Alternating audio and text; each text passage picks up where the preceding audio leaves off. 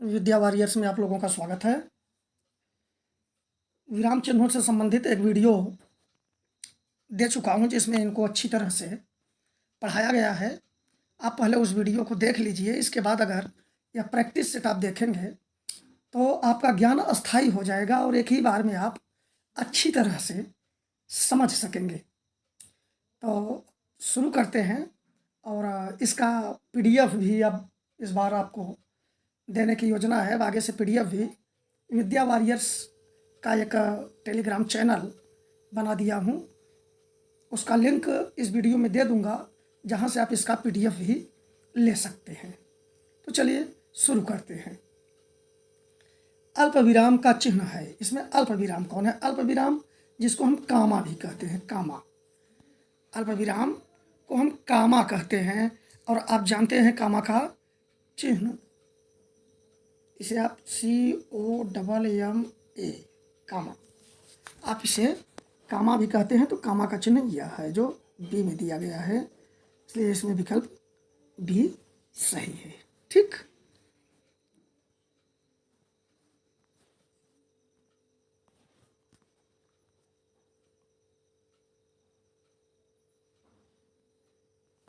आगे बढ़ेंगे। निर्देशक चिन्ह कौन सा है? अब इसमें निर्देशक चिन्ह डी सही है। अब इसको जानने के लिए आपको वीडियो देखना पड़ेगा, इसका अध्ययन पहले कर लेना पड़ेगा, क्योंकि यहाँ तो केवल इसी तरह से बता दिया जाएगा। ठीक है, जहाँ ज़रूरत होगी वहीं उस पर टिप्पणी की जाएगी। आगे बढ़ेंगे। कौन सा विराम चिन्ह नहीं है? अब इसमें कौन सा ऐसा है जो विराम चिन्ह नहीं होता है? निर्देशक एक विराम चिन्ह होता है, जिसका चिन्ह इस प्रकार है, एक कोष्ठ में लिख दे रहा हूँ। ठीक, लाघव चिन्ह इस प्रकार या बिंदी भी देते हैं, इस प्रकार होता है। विवरण चिन्ह इस प्रकार होता है, लेकिन ये उपदेशक चिन्ह कोई विराम चिन्ह नहीं है, इसलिए यह विकल्प, यहाँ विकल्प सी सही है। आगे बढ़ेंगे।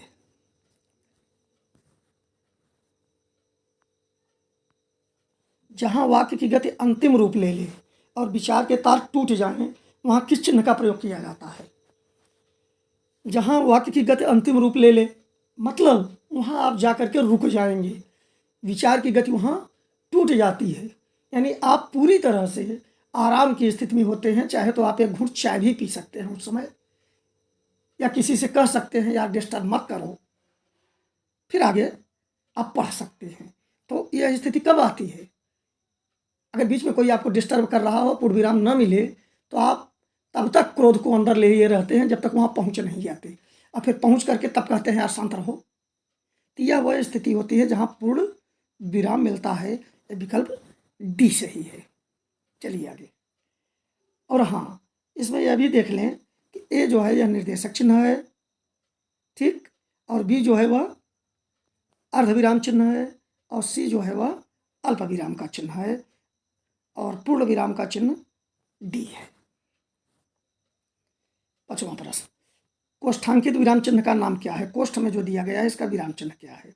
अभी पिछले प्रश्न में हमने बताया कि यह अर्धविराम है, इसमें अल्प विराम की अपेक्षा अधिक समय तक रुका जाता है। और योजक विराम यह होता है इस तरह से, और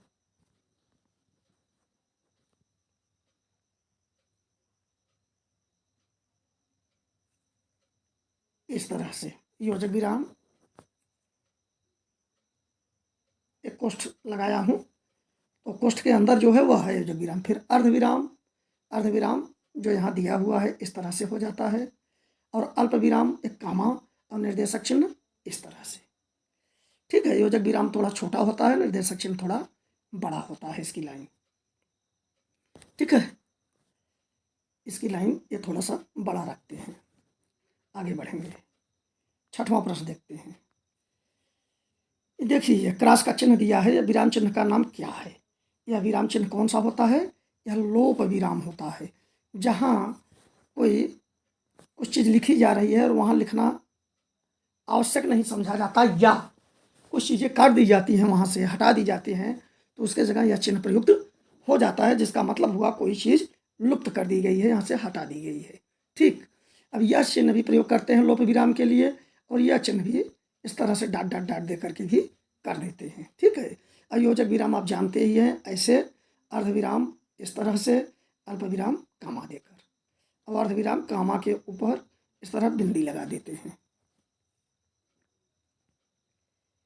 कामा के ऊपर एक बिंदी जब लगा देते हैं तो वह अर्धविराम की स्थिति बनती है, यानी ऐसे करके कामा और फिर ऊपर बिंदी। ठीक है, बिंदु कहेंगे। तो अब आगे बढ़ते हैं। 7वां, यदि संज्ञा की द्विरुक्ति हो, द्विरुक्ति का मतलब होता है द्विउक्ति, यानी दो बार वही चीज़ कही गई हो, तो उनके बीच कौन सा चिन्ह रहता है। आप जानते हैं कि अगर आपको लिखना हो धीरे धीरे, ध्यान दीजिए, तो आप लिखते हैं धीरे धीरे। ठीक, आपने क्या किया, यहाँ आपने योजक चिन्ह का उपयोग कर दिया, तो यह हो जाएगा। ठीक, विकल्प ए सही है। उद्धरण विराम, उद्धरण विराम ये आप जानते हैं इन्वर्टेड कामा 66 99 की तरह जो लगाया जाता है।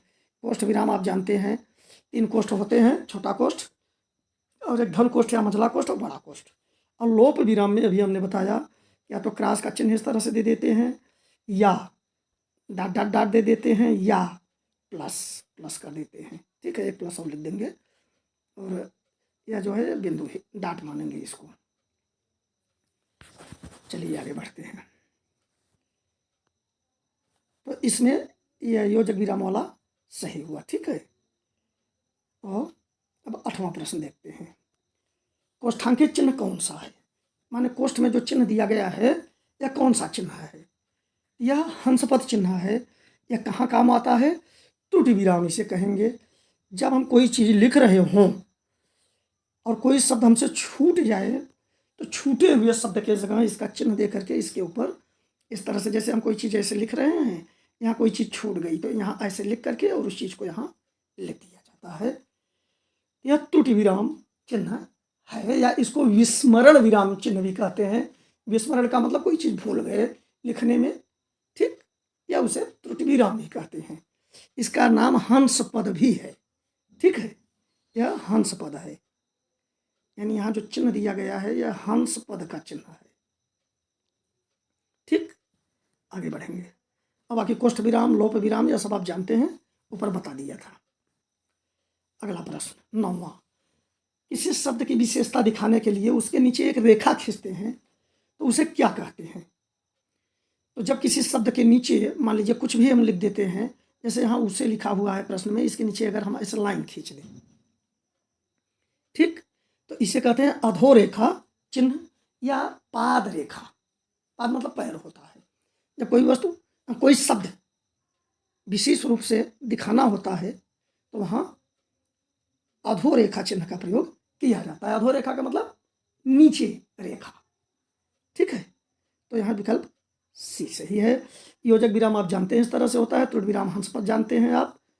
और लोप विराम के बारे में हमने बताया कि एक्स एक्स एक्स एक क्रॉस क्रॉस कर दें, चाहे ऐसे इस तरह से लिख दें डाट डाट दे करके, या प्लस प्लस प्लस करके लिख दें, इस तरह से हो जाता है। ठीक, आगे बढ़ेंगे। 10वां प्रश्न लिखते हैं। हंसपद चिन्ह है, बता दिए हंसपद चिन्ह, यह सी विकल्प सही है। ठीक, यह जो है ये वाला, यह योजक चिन्ह हुआ, योजक। बी में जो है यह अपूर्ण विराम है, यह पूर्ण विराम से थोड़ा यहाँ कम रुका जाता है, इसे अपूर्ण विराम कहते हैं। ठीक, और यह हंसपद हुआ, और यह अपूर्ण विराम ये वाला है, यह। और यह जो है यह पाद बिंदु है। आप किसी देखेंगे कि किसी कोई पेज जब समाप्त होता है तो वहाँ इस तरह का चिन्ह दे दिया जाता है। इस तरह से पेज जब पृष्ठ पर लिख कर ख़त्म करते हैं, अब पूरा जब ख़त्म होता है कोई कहानी लेख, तब वहाँ समाप्ति का चिन्ह देते हैं, और समाप्ति का चिन्ह इस तरह से होता है। यह भी बताते चलें, समाप्ति का चिन्ह इस तरह से होता है। ठीक, अब आगे बढ़ते हैं। 11वां प्रश्न देखते हैं। अपूर्ण विराम का चिन्ह है। अभी अपूर्ण विराम का चिन्ह हमने बताया, जिसे हम कालन चिन्ह कहते हैं, इसे हम कालन चिन्ह भी कहते हैं। ठीक, और ये ए वाला हुआ योजक चिन्ह, सी वाला हंस पद, और डी वाला अभी हमने बताया पाद बिंदु। देखिए, एक पाद रेखा होता है, एक पाद बिंदु, या जिसमें लाइन खींच करके ऐसे दो बिंदी देते थे, ये पाद बिंदु है। ठीक, और जब शब्द के नीचे इस तरह से लाइन खींचते हैं तो पाद रेखा या अधोरेखा है। ठीक, अगला प्रश्न ब्राह्मण टीका विराम चिन्ह। अब टीका विराम चिन्ह इसमें से बी वाला है। ये ऐसे भी होता है या चिन्ह, या प्लस भी लिख दिया जाता है, या इस तरह से लिख दिया जाता है दो। ये कहाँ लिखा जाता है? जैसे कोई पेज है, यहाँ कोई शब्द ऐसा आ गया, यहाँ मान लीजिए कोई शब्द है, ठीक है, ऐसा आ गया यह शब्द कि अब उसका अर्थ हो सकता है कि आपको लगे कि ये सबको क्लियर ना हो, या कोई पारिभाषिक शब्द है, हाँ, या किसी संवैधानिक शब्द, मतलब जिसके बारे में आपको थोड़ी सी व्याख्या करनी पड़ जाएगी, बतानी पड़ जाएगी, तो उसके ऊपर चाहे स्टार चिन्ह या प्लस का चिन्ह या चिन्ह दे करके इस तरह से उसी पृष्ठ के अंदर, ये मान लीजिए ये पूरा पृष्ठ है, और यहाँ पृष्ठ के नीचे थोड़ा जो भाग बचता है, यहाँ वह चिन्ह दे करके उसके बारे में व्याख्या कर देते हैं। इसलिए इसको टीका चिन्ह या टिप्पणी चिन्ह या फुट नोट भी कहते हैं। ठीक, बाकी आप जानते हैं, बता दिया गया है। आगे बढ़िए। 13वां प्रश्न समाप्ति विवरण चिन्ह विराम चिन्ह क्या है? अभी हमने बताया था, यह समाप्ति विराम चिन्ह है। जब कोई लेख कहानी समाप्त होती है तो वहाँ यह चिन्ह दे दिया जाता है। और ए वाला विकल्प में जो देख रहे हैं योजक चिन्ह है, बी वाला भी हमने बताया टीका चिन्ह है, टिप्पणी चिन्ह है, और सी हंस पद है जो त्रुटि विराम या विस्मरण विराम चिन्ह कहा जाता है। अगला प्रश्न देखेंगे 14वां कामता गुरु के अनुसार विराम चिन्ह कितने हैं? तो श्री कामता गुरु ने विराम के 20 चिन्ह बताए हैं। ठीक, वैसे उन्होंने 20 बताया है, लेकिन आप देखेंगे वीडियो हमने 21 आपको पढ़ा दिया है, इसलिए कि निर्देशक चिन्ह और योजक चिन्ह को प्रायः लोग एक ही ले लेते हैं, लेकिन ऐसा नहीं होना चाहिए। ठीक है, वैसे आप प्रश्नों में भी देखेंगे, परीक्षाओं में तो अलग अलग करके पूछता है इनको, इसलिए 21 हो जाता है। ठीक है, आगे बढ़ेंगे। तो 21 चिन्हों का प्रयोग किया गया है, बाकी तो और भी प्रयोग कई किए जाते हैं, जैसे एक या चिन्ह के लिए ऐसे लगा देते हैं। ठीक है, और भी तमाम सारे चिन्ह हैं, तो लेकिन यहाँ जो मुख्य हैं वही आपको बताए जा रहे हैं, बाकी आप उनमें से काफ़ी को जानते भी हैं। आगे बढ़ेंगे 15वां कामता गुरु के अनुसार विराम चिन्ह किस भाषा से लिए गए हैं? देखिए, श्री कामता गुरु का यह मंतव्य है, यह उनका मानना है कि पूर्ण विराम को छोड़ करके, अब पूर्ण विराम हिंदी में इस तरह से लिखा जाता है, जबकि अंग्रेजी में इसे बिंदु दे करके लिखा जाता है, फुल स्टॉप जिसे कहते हैं। इस पूर्ण विराम की जगह यह, अब तो पत्र पत्रिकाओं में तमाम जगह इस खड़ी पाई वाले पूर्ण विराम को छोड़ करके बिंदु वाला पूर्ण विराम शुरू कर दिए हैं। ठीक है, तो खैर उससे हमको बहुत परेशानी नहीं होनी चाहिए, हम लोगों को वह जानना चाहिए कैसा होता है। तो ये खड़ी पाई वाला पूर्ण विराम छोड़ करके कामता गुरु मानते हैं कि सारे विराम चिन्ह अंग्रेजी से लिए गए हैं। ठीक, आगे बढ़ेंगे 16वां प्रश्न कामता गुरु के अनुसार यह पूर्ण विराम का चिन्ह, यहाँ देखिए खड़ी पाई वाला चिन्ह दिया हूँ, किस भाषा से लिया गया है? यह मानते हैं कि यह हिंदी भाषा से ही, यह हिंदी भाषा की ही है। ठीक, बाकी जो विराम है वो चिन्ह है वो अंग्रेजी से लिए गए हैं। आगे 17वां प्रश्न। अब इन प्रश्नों को जरा आप ध्यान देखिए, इसमें आपकी कुशलता की परख होगी। किस वाक्य में विराम चिन्हों का सही प्रयोग हुआ है? मैं मनुष्य में मानवता देखना चाहता हूं, उसे देवता बनाने की मेरी इच्छा नहीं है। देखिए वाक्य को खुद समझिए, कहाँ हमको रुकना है, किस तरह से रुकना है। बी वाला विकल्प पढ़ेंगे, मैं मनुष्य में मानवता देखना चाहता हूं, उसे देवता बनाने की मेरी इच्छा नहीं। सी, मैं मनुष्य में मानवता देखना चाहता हूं, उसे देवता बनाने की मेरी इच्छा नहीं। आप यहाँ देखेंगे मैं मनुष्य में मानवता, इसके बाद देखना चाहता हूं, तो यहाँ स्पष्ट हो जाएगा कि ये तो सही नहीं हो सकता। क्योंकि मानवता पर रुकना कोई मतलब की बात नहीं है। ठीक है, मानवता पर रुकना यहाँ कोई मतलब की बात नहीं दिख रहा है। फिर अगर डी वाला देखें, मैं मनुष्य में मानवता देखना चाहता हूँ, यह भी उचित नहीं दिख रहा है। उसे देवता बनाने की मेरी इच्छा नहीं, इसमें दूसरा भाग भी सही नहीं है, इसलिए यह भी गलत। ठीक, यह भी गलत, यह भी गलत। अब हम विचार करेंगे इसमें। अब यहाँ देखिए, मैं मनुष्य, ए वाला देखते हैं, मैं मनुष्य में मानवता देखना चाहता हूँ। यहाँ रुकने का, मैं के बाद रुकने का कोई अर्थ नहीं है। मैं मनुष्य में मानवता देखना, यहाँ रुकना जरूरी नहीं है, इसलिए ए भी सही नहीं होना चाहिए। ठीक, अब इस पर विचार करते हैं। तो खैर विकल्प है तो विचार करने की क्या बात हो, तो सही मान लेते हैं लोग, यही बच रहा है। लेकिन आप देखिए, जब आप बोलते हैं तो इसी तरह से बोलते हैं, मैं मनुष्य में मानवता देखना चाहता हूँ। आपको रुकने की कहीं जरूरत नहीं है, उसे देवता बनाने की यहाँ रुकना पड़ेगा आपको, मेरी इच्छा नहीं है, उसे देवता बनाने की मेरी इच्छा नहीं। यह बी विकल्प यहाँ हम सही मान लेंगे। ठीक, आगे बढ़ेंगे। 18वां प्रश्न लेते हैं, किस वाक्य में विराम चिन्हों का सही प्रयोग हुआ है? फिर आप देखिए, पिता ने पुत्र से कहा, देर हो रही है, कब आओगे? अब यहाँ कितने प्रकार की अशुद्धियाँ हैं। पहले तो पिता ने कहा तो उद्धरण चिन्ह लगना चाहिए, यहाँ उद्धरण चिन्ह का प्रयोग होना चाहिए। उद्धरण चिन्ह आप समझते हैं, अवतरण चिन्ह। ठीक, वही जो मैं बार बार कहता हूँ 66, 99। तो अवतरण चिन्ह यहाँ दिख नहीं रहा है हमको, यहाँ इस तरह से अवतरण चिन्ह लग जाना चाहिए था, ऐसे ऐसे ऐसे। और देर हो रही है, कब आओगे? अब कब आओगे प्रश्नवाचक चिन्ह है, तो यहाँ भी एक प्रश्नवाचक चिन्ह के साथ तब यह अवतरण चिन्ह इस तरह से बंद होना चाहिए। ठीक है, लेकिन ऐसा नहीं है, इसलिए यह गलत मान लिया जाएगा। ठीक, हम इसको हटा देते हैं, तब गलत दिखा देते हैं इसको, ये गलत हुआ।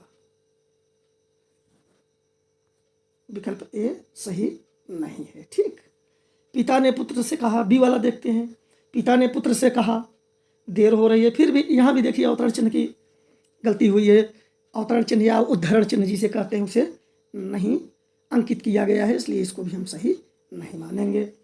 अब पिता ने पुत्र से कहा, सी वाला देखते हैं, देर हो रही है। यहाँ देखिए उद्धरण उत्तर जो है ये उद्धरण चिन्ह या अवतरण चिन्ह दे दिया है, देर हो रही है, कब आओगे? अब कब आओगे, देखिए यह वाक्य सही दिख रहा है, देर हो रही है, कब आओगे? अब देर हो रही है के बाद रुकना पड़ रहा है, तो यहाँ अल्प विराम का चिन्ह होना उचित है। अब कब आओगे प्रश्नवाचक चिन्ह है, तो आगे प्रश्नवाचक वाक्य है, तो आगे प्रश्नवाचक चिन्ह होना चाहिए, वो है। और इसके बाद अवतरण चिन्ह सही से बंद कर दिया गया है, इसलिए विकल्प सी सही हो जाएगा। ठीक, डी पर भी विचार कर लें, पिता ने पुत्र से कहा। अब यहाँ देखिए जो कामा है, ठीक, यानी अल्प विराम, और सी वाले में आप देखेंगे यहाँ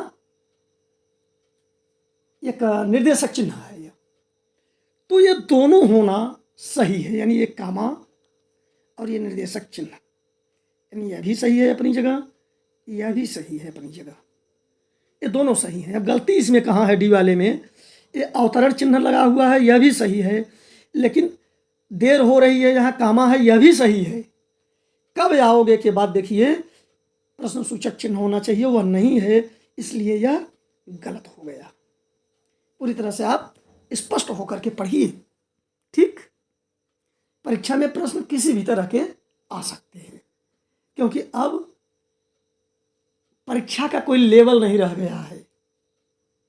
अब किस परीक्षा में किस तरह का प्रश्न कर दिया जाए, कोई भरोसा नहीं है। आगे बढ़ेंगे, 19वां देखते हैं, किस वाक्य में विराम चिन्हों का सही प्रयोग हुआ है? यह भी उसी तरह है।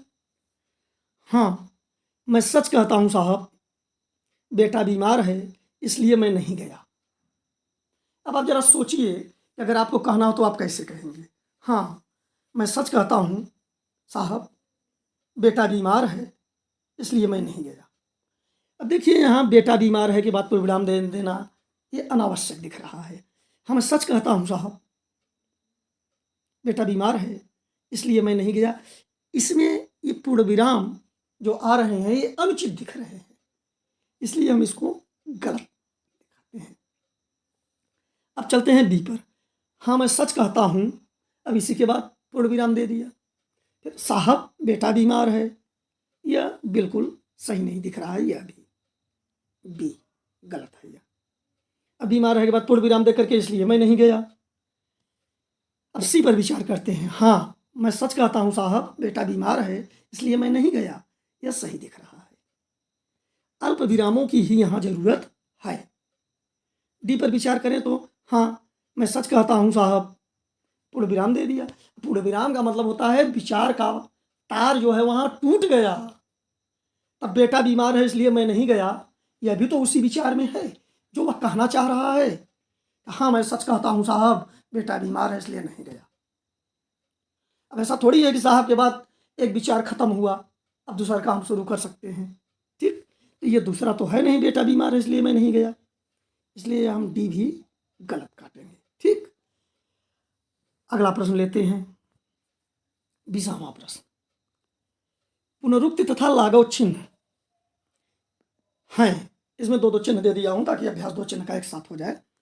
तो देखिए पुनरुक्ति चिन्ह बी में दिख रहा है और लाघव चिन्ह भी बी में, इसको हम सही करते हैं। पुनरुक्ति चिन्ह के बारे में अच्छी तरह से वीडियो में समझाया हूं कि पुनरुक्ति का मतलब पुनः उक्ति, दोबारा किसी बात को हम कहें। जैसे हमसे कोई कहता है कि आप का जो अस्थाई निवास है वह लिखिए, तो आप लिख देते हैं कि हमारा अस्थाई निवास फला है, ठीक। फिर नीचे दे देता है कि पत्राचार का पता दीजिए, तो आप क्या करते हैं, अब उसी को दोबारा न लिख करके इस तरह कर देते हैं। इसी को कहा जाता है पुनः उक्ति हुई है, तो उसकी जगह इस चिन्ह से काम चला लेते हैं, ठीक। और लाघव चिन्ह जिसे कहते हैं संक्षेप में लिखना, जैसे आप लिखते हैं बी ए, तो आप क्या करते हैं बी ए ऐसे बिंदु दे देते हैं शून्य की तरह, या आप ऐसे भी कर देते हैं बी ए। अब इस बिंदु को लिखें चाहे इस तरह से, चाहे इस शून्य की तरह, चाहे इस बिंदु को, ठीक है, दोनों सही होता है। यह विकल्प भी सही है। और विकल्प देख लेते हैं। विकल्प ए में यह जो इस तारे का चिन्ह है, स्टार साइन, यह टिप्पणी चिन्ह है या टीका चिन्ह या फुटनोट चिन्ह, और यह जो दिया हुआ है यह अर्धविराम है, ठीक। सी में यह हंसपाद त्रुटि विराम का चिन्ह है, और यह जो दिया है विसर्ग की तरह या कॉलन चिन्ह या अपूर्ण विराम का चिन्ह है। और डी में यह विस्मय सूचक, आश्चर्य सूचक, इसको घृणा के भाव में, दुख के भाव में, प्रसन्नता के भाव में, सब में इसी का यूज करते हैं, ठीक है। वह चिन्ह है जिसे हम विस्मयादि बोधक चिन्ह कहते हैं या आश्चर्य सूचक चिन्ह। और यह जो है वह यह एक सिंगल उद्धरण चिन्ह का जो एक भाग होता है उसी को दे दिया गया है, तो इसमें विकल्प भी सही है, ठीक। आशा है आप इसे अच्छी तरह से समझ गए हैं, और धन्यवाद।